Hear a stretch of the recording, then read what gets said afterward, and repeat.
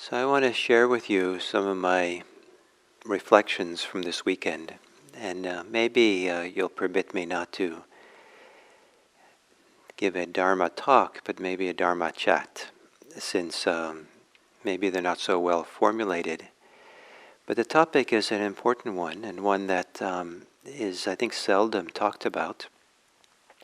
And maybe even there's some reluctance to teach it here in the United States, because the topic is easily something that is off-putting for people, or can come across as something which is maybe even dangerous.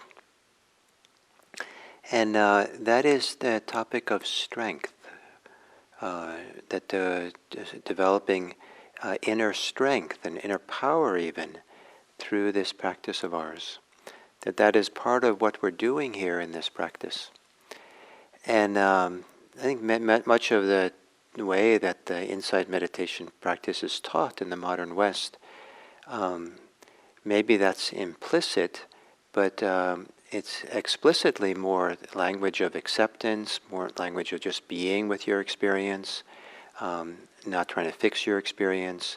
The idea of personal agency, that you have some control, some power, some in your practice, doesn't really get emphasized. And I think that sometimes maybe it's a shortcoming that we don't do that. And that really developing, becoming strong people is actually one of the benefits of developing in practice. Becoming a strong person that develops a strong inner core or capacity of various kinds.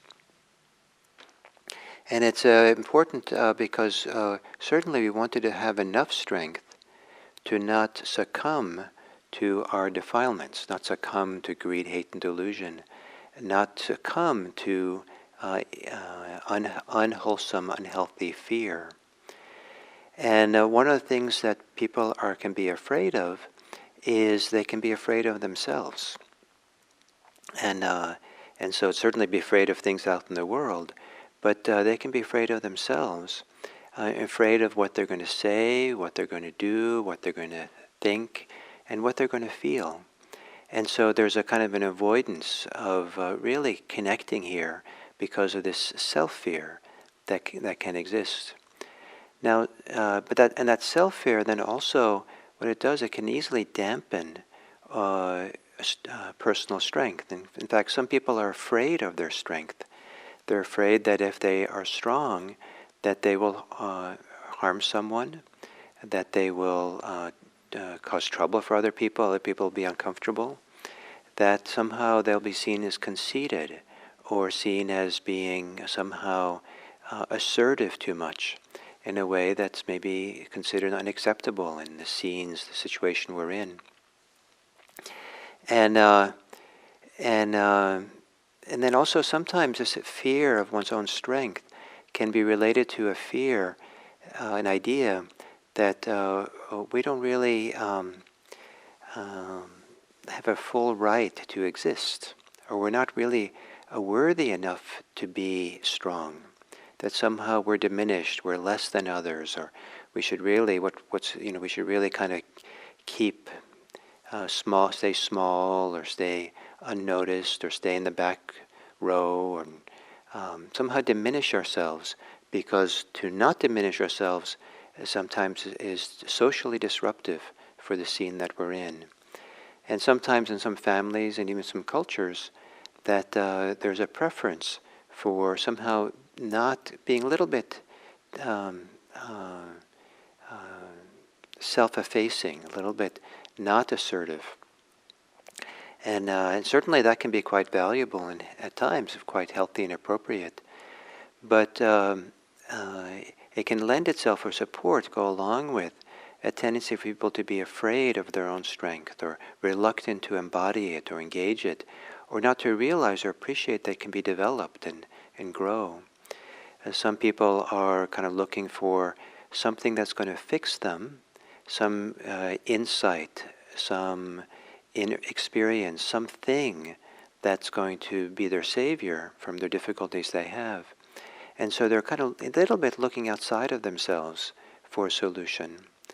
And one of the things about strength, as strength in practice develops, there's something that grows from the inside out that is a little bit has the effect of not solving problems, not providing an answer per se, but we grow in such a way that, like the snake that grows, the skin gets shed, the old skin gets shed.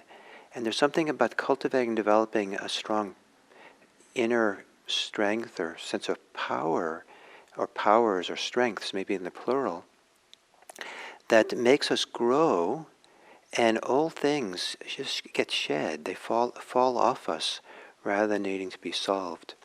So to spend too much time trying to solve problems sometimes is a dead end. Solve our inner turmoils and challenges. Sometimes it's actually more useful to develop a strength.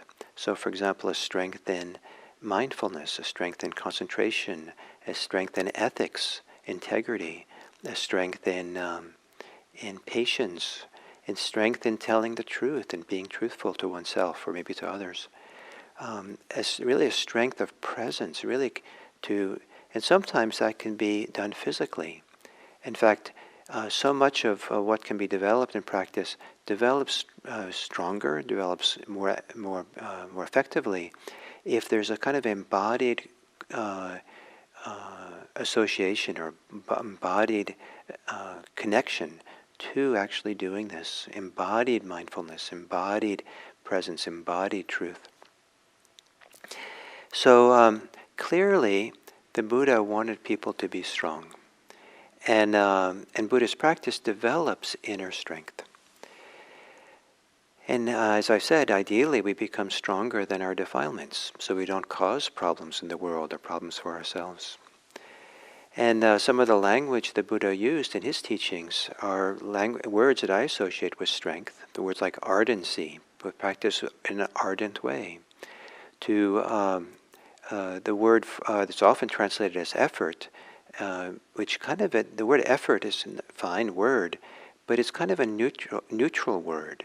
Just effort doesn't carry any strength in it. And the word that's often translated as effort is virya. And virya probably more appropriately should be translated as something like courageous effort. That the word vira, that virya is part of, is a word for hero. I've been told that in modern India, it's the word for a soldier. And so heroic effort, I think, is sometimes the way it's translated in, maybe in Tibetan Buddhism, where they use the word hero that in related terms. So the idea of courageous effort. And then also the word power itself that is used. And as people develop in freedom in Buddhism, greater freedom, including a freedom from conceit, they are frequently depicted as becoming powerful. Language and symbolism of mature practitioners is often represented by images of power. So for example, there's a delightful sutta where someone who develops to some degree of freedom, initial degree of freedom, together with the seven factors of awakening, is described as having a great self, a large self. And it's a little bit surprising to hear this language of self used in such a definitive way, a great self, a large self. And that great self and large self is represented, or is the analogy for it, is a kind of a great mythic being that develops, that grows in the great Himalayan mountains. It's kind of a river spirit, a river serpent. And so it's called a naga, and in this case, naga means many things, but one of the things, these river spirit serpents, and that a person develops some initial taste of freedom, becomes one of these great nagas who are of a great self and a large self, expansive self is one translation. And one of the also delightful expressions of the power, the strength that a practitioner can have is in what's called the lion's roar. It was something that the people at the time of the Buddha did this, and other people did it as well. They would declare their full awakening. When someone came and told the Buddha that now that they were fully awakened, that was referred to their lion's roar.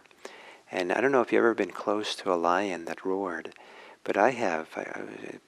Fortunately for me, at the zoo, maybe not fortunately for the lion, but I was probably standing only 4 or 5 feet away from the lion, and with bars between us. And the roar that it directed in my direction was one that commanded a tremendous amount of respect. It had a primordial feeling that the whole bowels of the earth were kind of roaring at me, and I thought the only proper thing to do with that roar was to walk away. So the lion's roar, not that we're supposed to walk away from enlightened people, but it's a expression that conveys great confidence and great strength. So one of the things that are called powers in Buddhism, and here we see that the powers are not meant to be powers that we on other people, but rather inner capacities that we have. The 5 powers are the 5 faculties when they're strong. And these are faith or confidence, to have the power of confidence, of faith, the power of this courageous effort, that the courageous effort has now become something, a real strength that we carry with us. The power of mindfulness, the power of samadhi, usually translated as concentration, and the power of wisdom. What a great power to have, to be wise in a way that it's a real strength that we carry with us. Another place where we see, I associate with powers, what's called the 4 resolves, and the Pali word is adhitthana, which could almost more literally be translated in English as taking a stand, the etymology of the word, and but usually as resolves. And so what we have resolve for is there's a power, there's a strength behind us in doing it. And so these are also interesting list. Again, it's not power over others. So it's the first one, resolve, is not neglecting wisdom. The second one is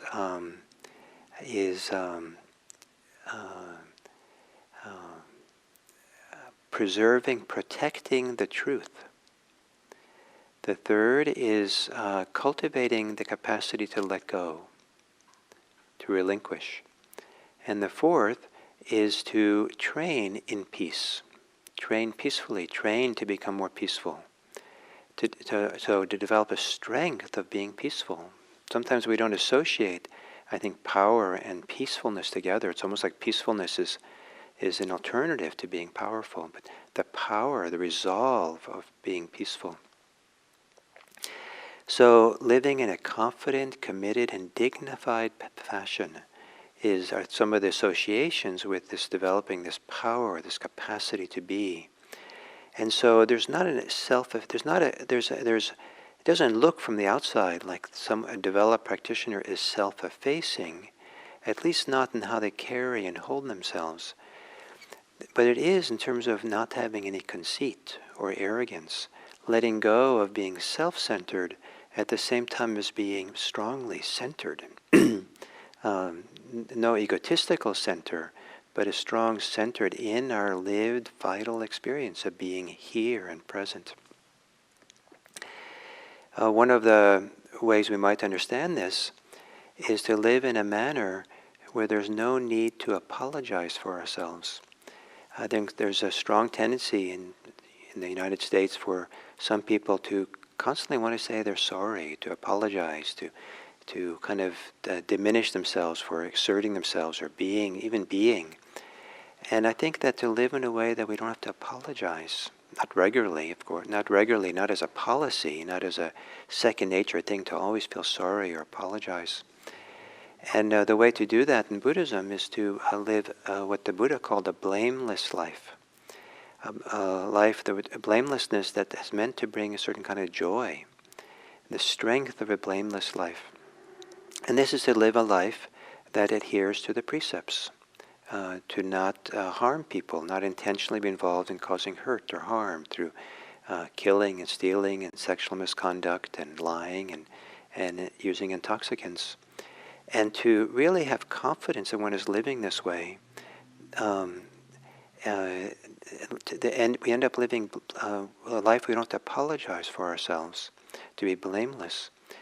And I don't think it's second nature for many of the people here in this country, but but if you can live that way, then you're encouraged to feel the joy of that, the joy and the power of a blameless life, an unapologetic life. In the Dhammapada, there's wonderful descriptions of strong people that they don't use the word strong, but I think we can substitute it reasonably enough. And there's a whole chapter called the Brahmin. The Brahmins were kind of the priests of the Brahmanical religion. They're also a hereditary role. So there were families that were Brahmanical families. And they thought of themselves as being the top class in society, and the dominant class. And often they had a lot of authority sometimes, and owned a lot of land, had a lot of wealth. And they were responsible for the religious rituals of the Brahmanical religion. And there was often a kind of, not just in Buddhism, but in other areas of India as well, a kind of jockeying for position, or about who was it really should be dominant, or kind of a critique of the dominance of the Brahmins. And the Buddha, he did this by redefining what it means to be a Brahmin. And he defined a Brahmin as someone who has some degree of spiritual awakening. And so here are some examples of these ways in which he says this. This is a verse from the Dhammapada. Who has no clinging, who has nothing, I call a Brahmin. So at first, no clinging, having nothing, that doesn't really seem like a situation of power or strength, or an important class of people in society, or someone to revere or something. Who has no clinging, who has nothing, I call a Brahmin. Whoever is most excellent, a bull, a hero, a great sage, a conqueror, free of craving, cleansed, awakened, I call a Brahmin. So here now, these are all synonyms for the same person, all kind of describing the same kind of person. Here they're talking about excellence, a bull, which is a powerful animal, a hero, which has strength to it, and a conqueror. Now, this can be quite off-putting for many people in the West to have these kind of masculine-seeming words or concepts associated with it. But they're clearly associated with non-clinging, freedom from craving, inner cleanliness. It's not an assertiveness or a dominance. The idea of conquering, being a conqueror, is really becoming conqueror of one's own defilements, one's own inner attachments and clinging. One conquers oneself in a sense, not others. So we get this clear example in other verses in Dhammapada that this power, strength of a practitioner is not meant to be over other people, but it's really over themselves. In these verses, having given up violence towards beings both timid and strong, whoever neither kills or causes others to kill, I call a Brahmin. I say, is strong. Whoever is not adversarial among those who are, peaceful among those who are violent, not clinging among those who cling, I call a Brahmin. Whoever lets passion, hostility, conceit, and hypocrisy fall away, like a mustard seed from the tip of an awl, I call a Brahmin. Who speaks, what is true, informative, and not harsh, who gives offense to no one, I call a Brahmin. So, for me, in these verses, all this emphasis on non-harming is presented in a way that represents a real strength of people. There's a dedication, a commitment. This definitively, this is what a person is. This idea of a blameless life that doesn't cause harm in any kind of way. To do that with strength and be able to stand up in a dignified, confident way, to carry oneself in the world with confidence. To know oneself well enough to know all the forces of fear, self-belittlement, self-fear, the ways that we self-criticize ourselves and kind of become less than who we are. And to learn to shed those, to learn to not have them diminish us, so that our native strength, it's not assertive strength, it's not like puffing ourselves up in some arrogant, macho way, but rather the native strength of who we are can be there in a simple, natural, full way. It's not, we don't diminish it, we don't apologize for it, we don't, hide it or hide from it. That somehow we're allowed to be strong, we're allowed to be present, fully embodied and here in a clear, definitive way. We are worthy of that. In fact, one of the meaning for arhat, someone who's fully awakened, literally means a worthy one. And I kind of like to to interpret that mean the worthy of really being present, being here and alive and full. So that one of the goals of Buddhist practice is to become fearless. And part of that is to stop undermining ourselves through fear. And the fear that I wanted to emphasize today in this chat is self-fear. How we are afraid of ourselves and therefore diminish ourselves and kind of undermine our strength. So to do this, it helps to take stock of our fear, of how we're afraid of ourselves, including our fear of being strong. This then allows us to address these fears and develop growing confidence in our capacity to live intentionally without harming anyone, including ourselves. So I hope that these ideas that I've presented here are meaningful enough for you to reflect and consider a little bit how it is that how in what appropriate way can you step up and allow for yourself to have a native power, native strength of someone who metaphorically stands their ground, speaks freely and confidently what they feel like they have to say, can talk honestly, doesn't diminish themselves, but just is there, allowed to be present and fully there and have a voice and show up. And that is, I think, one of the great benefits from doing mindfulness practice. The mindfulness practice that helps us to let go of any force within us that diminishes us, that undermines our native natural strength that's here. And in doing so, we might end up looking like strong people in the eyes of others, but in our own inner sense, we won't necessarily feel that we are now strong. The inner sense is feeling now we're free. And but to be free from the outside will look as if we've become strong. So I hope that you will think about this and reflect on it, and hopefully there's something of what I said today that will be useful for you. And I would love to meet each of you in your strength. So thank you all very much.